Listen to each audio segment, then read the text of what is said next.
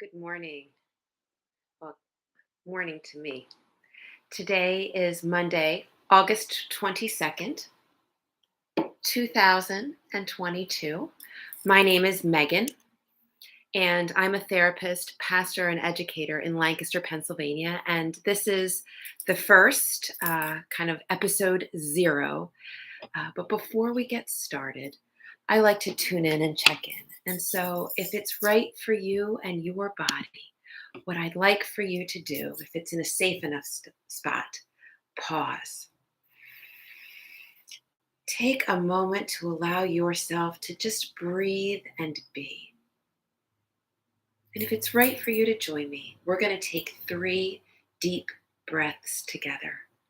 We're going to breathe in through the nose and out through the mouth. And if it's right for you, we're actually going to do this with a slight pause at the top of the breath and a pause at the bottom so that we have some discrete actions with our breath. Ready? In.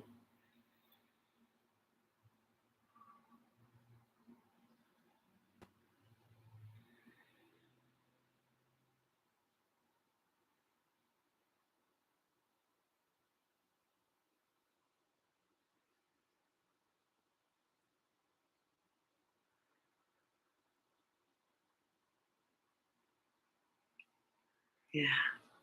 If you'd like, you can also take a moment and just slowly scan your eyes on the horizon line. We know that when we are watching video, we're kind of in 2 places at once, and it helps our brains if we just take a moment to orient ourselves.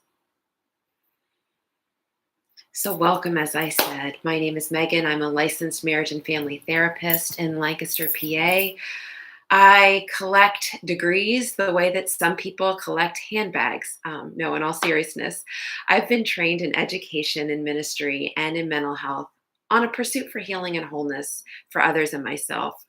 Uh, Really, most of my life. I spent 20 years in professional caregiving situations, serving institutions of education, organized religion, and healthcare. And from my junior year of college onward, my vocation has been one of that of voice, helping others and myself find voice, fine tune that, and learn how to share it and listen. I have been supporting Gen Xers and millennials, and now Gen Zers listen to themselves, to one another, and to seek something larger. And listen to that something larger, that still small voice that stirs inside, that kind of intuitive inkling. I encourage others to recognize that we can be spiritual without necessarily being religious, and that finding and tapping into that something larger can help us live in and through unprecedented situations. And let's face it, who of us hasn't had that over the last couple of years? In systems, I tend to be the glue. So that means I tend to see needs and step in and fill them before I even know what's going on, so that you might not even notice, but life is made a little easier.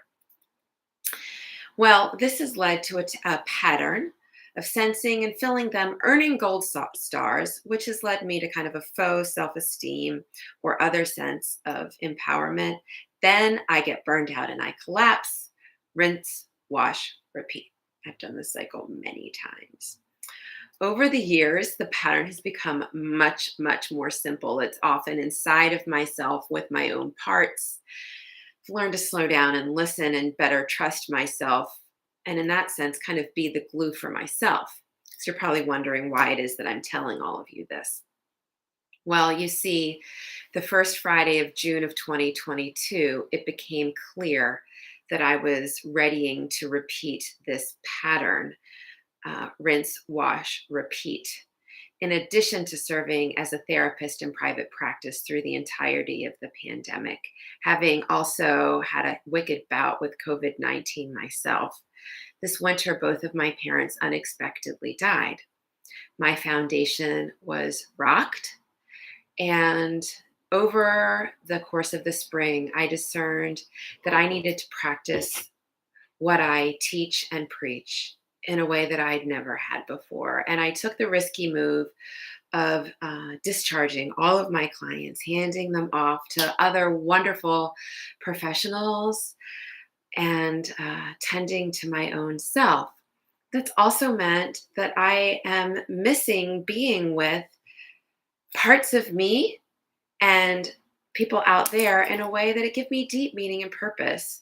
And some of what I love is working with people and helping them move through burnout, stress, post traumatic stress, chaos, change, complex grief, and recognize that when we think it's the end, sometimes the beginning is there.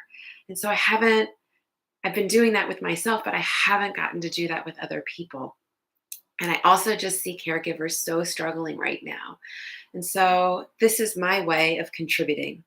I'm going to be coming live Mondays, early Monday mornings. I will be live 7 a.m.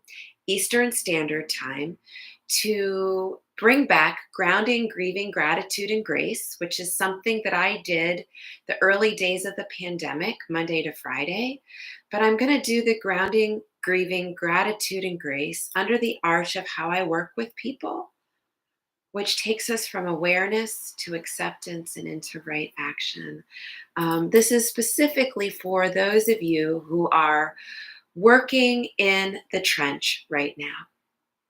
For teachers, you're going back to school and you might find yourself thinking you are done and not ready to go back.